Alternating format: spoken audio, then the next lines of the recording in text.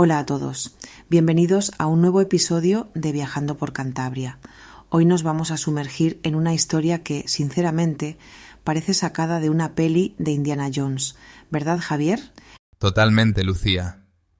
Si Spielberg hubiera conocido el Lignum Crucis, seguro que habría hecho una película solo para contar su historia. Pero bueno, para los que no lo sepan, el Lignum Crucis es el mayor fragmento conocido de la cruz en la que, según la tradición cristiana, fue crucificado Jesús de Nazaret. No es cualquier trozo de madera, es como una ventana al pasado, ¿no? Sí, y lo curioso es que no solo tiene ese valor religioso, sino que también ha pasado por análisis científicos. En 1958 lo llevaron al Instituto de Ciencias Forestales de Madrid y, resulta que la madera es de un ciprés oriental de Palestina y tiene más de 2000 años. O sea que encaja con la época y el lugar. Aunque claro, siempre hay debate sobre la autenticidad de estas reliquias, pero los datos son bastante impresionantes. Y la historia de cómo llegó hasta Cantabria es de película.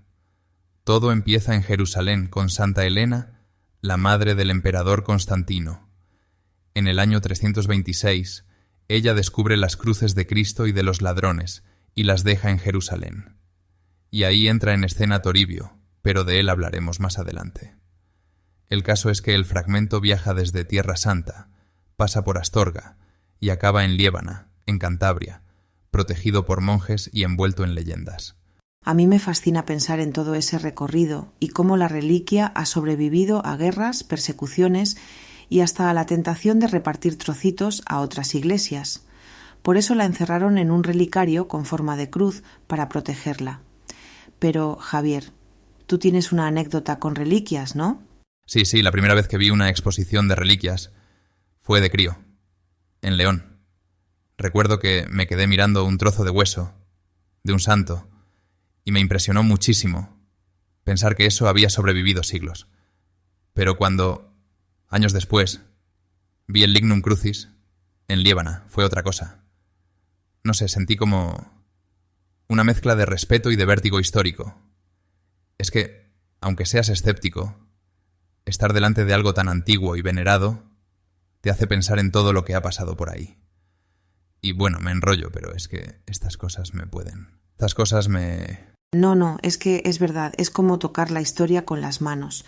Y el viaje del Lignum Crucis no acaba aquí, porque hay más personajes y lugares implicados. Vamos a meternos en ese lío de Toribios, ¿te parece? Venga, vamos allá. Porque aquí la cosa se complica un poco.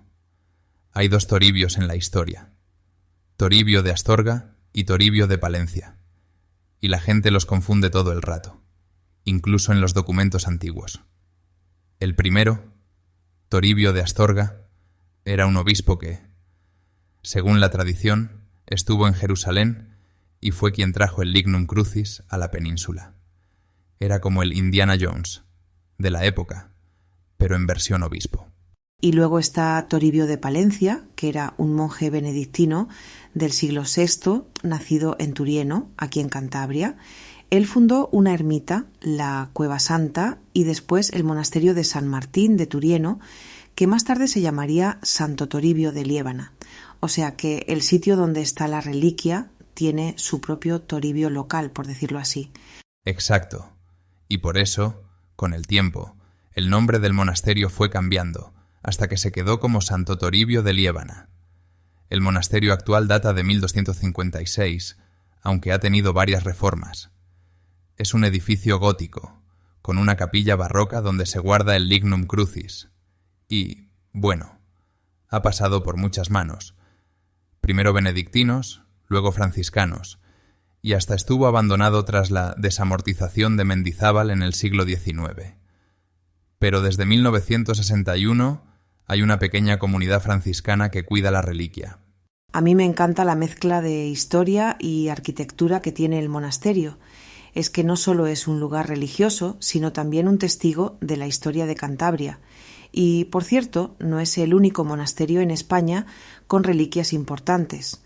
Piensa en San Millán de la Cogolla o en el monasterio de Silos. Todos estos sitios han sido centros de cultura, de arte y de peregrinación durante siglos. Sí, y han tenido un papel fundamental en la vida cultural y religiosa de sus regiones. El monasterio de Santo Toribio, en particular, es como el corazón espiritual de Liébana. Y bueno, es el destino final de un camino de peregrinación muy especial, del que vamos a hablar ahora, ¿no? Eso es, porque el camino lebaniego tiene su propia magia y además está reconocido como Patrimonio Cultural Inmaterial de la Humanidad. Pero antes de meternos en el camino, solo decir que si alguna vez tenéis la oportunidad de visitar el monasterio, hacedlo. Es de esos lugares que te dejan huella, aunque no seas creyente. Bueno, y ahora sí, vamos a hablar del camino lebaniego. Es una ruta de peregrinación que, la verdad, no tiene nada que envidiarle al Camino de Santiago. Son unos 72 kilómetros desde San Vicente de la Barquera hasta el monasterio de Santo Toribio, atravesando paisajes de montaña que parecen de película. De hecho, yo intenté hacer una etapa hace un par de años y te juro, Javier, que me sentía como en una aventura.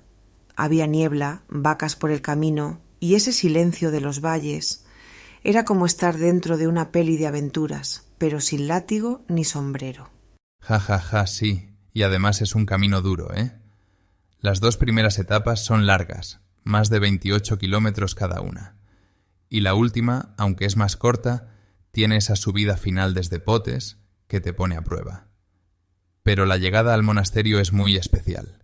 Los peregrinos reciben la lebaniega, que es el diploma que acredita la peregrinación, y pueden pasar por la puerta del perdón, sobre todo en el Año Santo lebaniego. Sí, el Año Santo lebaniego se celebra cuando la festividad de Santo Toribio, el 16 de abril, cae en domingo. Es uno de los 4 grandes años santos de la cristiandad, junto con Roma, Jerusalén y Santiago. Y para ganar el jubileo, los peregrinos tienen que rezar, confesarse, participar en la misa del peregrino y, claro, hacer el camino. Es un ritual que mezcla lo espiritual con lo físico y que atrae a gente de todas partes, no solo creyentes. Y es que el camino lebaniego es mucho más que religión. Es naturaleza, historia, cultura y hasta gastronomía, porque no puedes irte de Liébana sin probar el cocido lebaniego o el orujo. Pero, sobre todo, es una experiencia que te conecta con la esencia de Cantabria. Yo siempre digo que, aunque no seas peregrino, hacer una parte del camino te cambia la forma de ver la región. Totalmente de acuerdo. Y, bueno, si os animáis a hacerlo, organizad bien el alojamiento porque no hay tantos albergues como en el Camino de Santiago. Pero merece la pena, de verdad. Y si no, siempre podéis visitar el monasterio y dejaros llevar por la historia y el paisaje. Bueno, Javier, creo que hoy hemos hecho un buen viaje tras las huellas del Lignum Crucis, ¿no?